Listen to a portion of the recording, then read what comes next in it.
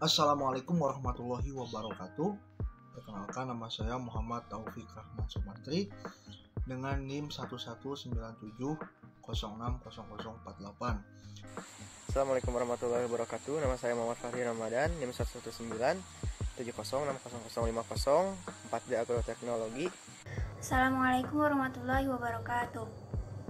Perkenalkan, nama saya Nanda Nahlia Wardah dengan NIM 11970600057. Saya salah satu anggota kelompok 3 konservasi tanah dan air. Pada kesempatan kali ini saya akan memvideokan bagaimana upaya konservasi tanah dan juga upaya konservasi air di sekitar lingkungan tempat tinggal saya. Nah, kebetulan di kelompok praktikum konservasi tanah dan air ini saya berada pada kelompok 3 yang beranggotakan saya sendiri Muhammad Taufik Rahman, ada juga Muhammad Fahri Ramadan dan juga Nanda Nahlia Wardah. Nah, pada skin berikutnya atau pada klip berikutnya akan ditampilkan mengenai apa saja upaya konservasi tanah dan juga konservasi air di lingkungan tempat tinggal saya sendiri. Selamat menyaksikan. Metode konservasi tanah yang ada di sekitar tempat tinggal saya diantaranya adalah metode konservasi tanah secara vegetatif. Metode konservasi tanah secara vegetatif merupakan salah satu metode dengan cara menanam berbagai tumbuhan dan vegetasi di sekitar lingkungan tersebut.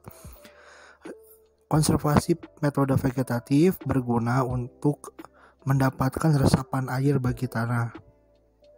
Nah, karena tanah yang ditanami oleh vegetasi akan menyebabkan akar dari tanaman tersebut tumbuh ke bawah sehingga menciptakan pori-pori bagi tanah, dan pori-pori tersebut dapat diisi oleh air sehingga meminimalisir adanya banjir pada lahan datar. Dan sedangkan pada lahan miring juga meminimalisir dari bahaya erosi atau meminimalisir dari runoff itu sendiri.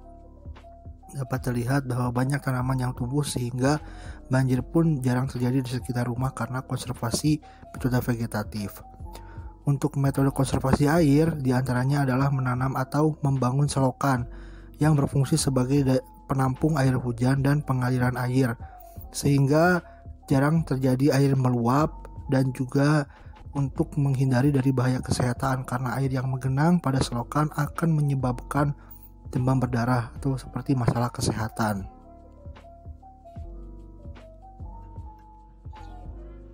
Nah, itulah dia bagaimana salah satu upaya konservasi tanah dan juga konservasi air khususnya di tempat tinggal lingkungan saya. Jadi dapat kita simpulkan bahwa konservasi tanah di tempat tinggal saya merupakan konservasi tanah dengan metode vegetatif, di mana beberapa lahan kosong itu yang menjadi lapangan ditanami oleh beberapa pohon dan juga beberapa gulma dan juga tanaman hias untuk mengkonservasi tanah secara vegetatif.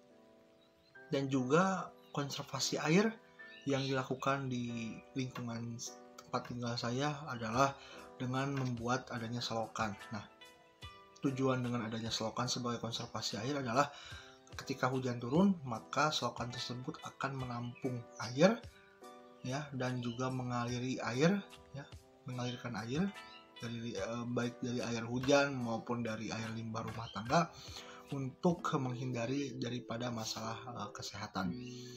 Jadi di samping juga meminimalisir adanya banjir, juga meminimalisir adanya bahaya kesehatan karena air yang menggenang ini dapat menimbulkan masalah kesehatan seperti salah satunya adalah demam berdarah. Di sini saya akan mereview halaman atau alam sekitar rumah saya dan Sukabumi. Di dekat rumah saya di Perum Residen bisa dilihat aliran airnya lancar, airnya pun bersih, namun terdapat banyak vegetasi merambat dan ada juga beberapa sampah. Bisa dilihat ke bagian kiri tidak mengalir dan ada air yang menggenang di sana dikarenakan sampah tersebut dan mati. Jadi ditumbuhi beberapa vegetasi. Dan juga banyak sekali tumbuhan lain seperti pisang, singkong, dan lain-lain.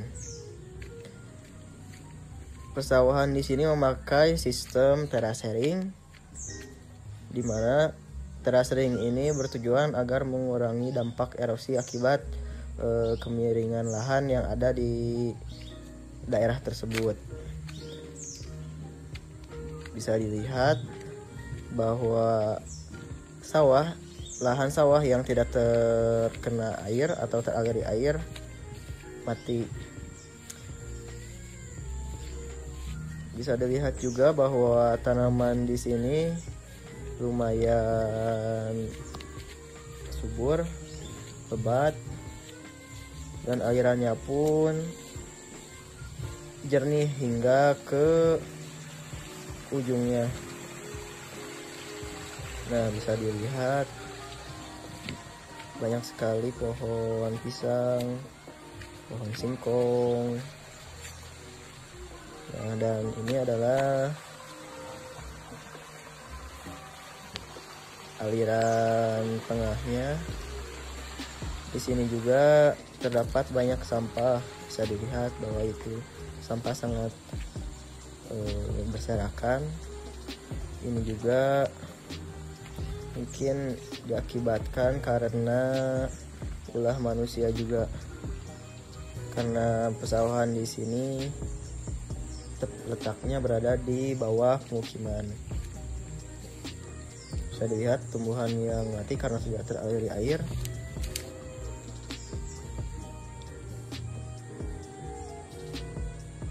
Adapun yang teraliri namun tumbuh tidak maksimal.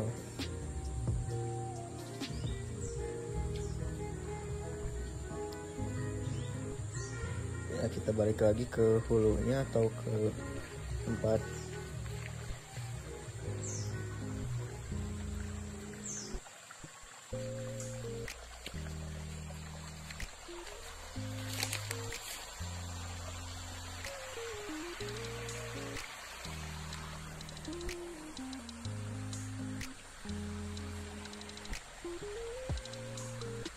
bisa dilihat bahwa daerah di sini lumayan subur dan airnya pun mengalir lumayan deras. Namun pada saat musim kemarau, air sangat jarang ada di sini. Mungkin bisa dikatakan kering, tidak mengalir.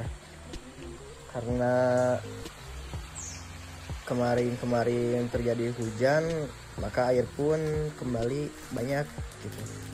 Dan bisa dilihat di atasnya adalah pemukiman, banyak peralon-peralon dari rumah yang menghasilkan limbah yang membuat air tersebut tercemar.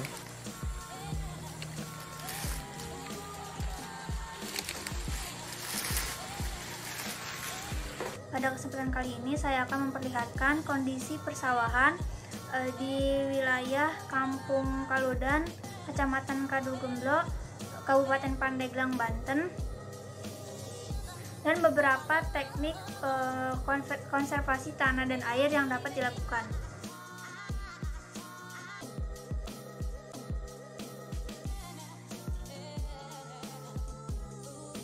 Kampung Kaludan ini terletak di daerah pegunungan, yang mana di sepanjang jalan kanan kirinya terdapat perkebunan dan persawahan.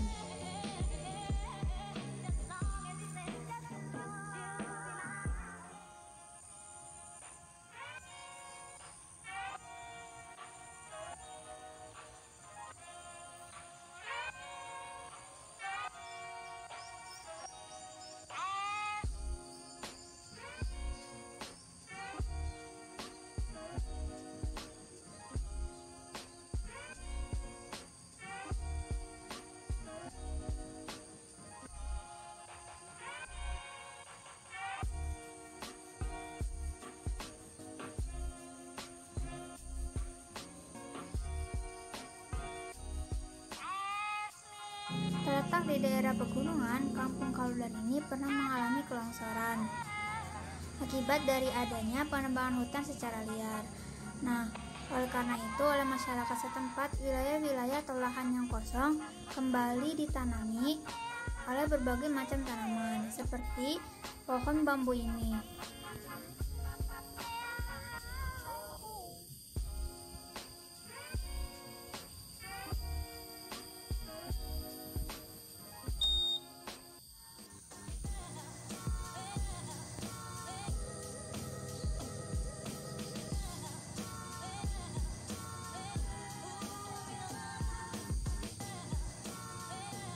Untuk mensiasati agar pertanian di Kampung Kaudan ini tetap berjalan, maka dilakukan dengan sistem terasering.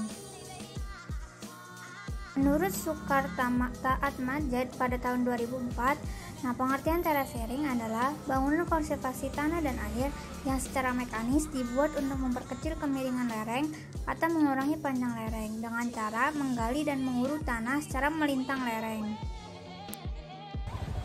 Sistem persawahan terasering ini biasanya diterapkan di daerah daratan yang miring atau yang sering terjadi longsor akibat penebangan pohon. Contohnya yang dilakukan di daerah Kampung Kaudan ini. Meskipun sudah diterapkan sistem terasering ini, akan tetapi masih terdapat beberapa daerah yang mengalami longsor ringan, yakni luruhnya tanah dari sawah bagian atas ke tanah bagian bawah. Pembuatan terasering ini bermanfaat untuk meningkatkan peresapan air ke dalam tanah dan juga mengurangi jumlah aliran permukaan sehingga mampu memperkecil resiko pengikisan oleh air. Dengan demikian, sistem persawahan terasering ini mampu meminimalisir terjadinya erosi. Mungkin sekian yang dapat saya presentasikan dan yang dapat saya videokan mengenai upaya konservasi tanah dan air di lingkungan tempat tinggal saya. Untuk lebih dan kurangnya mohon dimaafkan. Terima kasih. Wassalamualaikum warahmatullahi wabarakatuh.